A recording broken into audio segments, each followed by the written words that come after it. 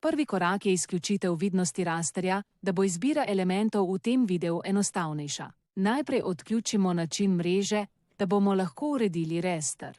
Nato preprosto izberemo nastavljeni raster in v nastavitvah izključimo vidnost osi, ki jih trenutno imamo. Vrnimo se na obremenitev primera 2, dodatno stalno obremenitev za kletno etažo, torej tlak ta v mirovanju.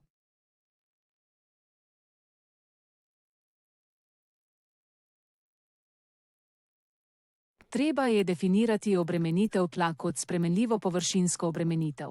Ker je površinsko obremenitev treba vedno določiti v XY ravnini uporabniškega koordinatnega sistema. Potrebno je opredeliti ravnino okoli osi Y, ki gleda navzgor. To bomo storili z nastavitvijo uporabniškega koordinatnega sistema z ukazom From 3 Points, ki ga najdemo v meniju UCS v statusni vrstici. Potrebno je določiti novo izhodišče ter točko za smer X in Y.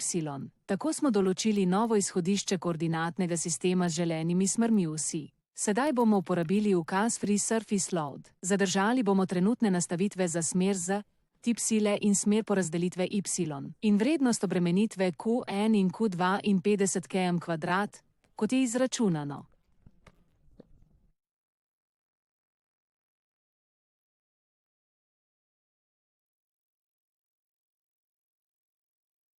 Vnesemo površino za obremenitev in vidimo spremenljivo obremenitev. Da bi isto naredili na preostalih zidovih v kleti, lahko uporabimo ukaz Posodobi 2D izbiro in označimo vse zidove.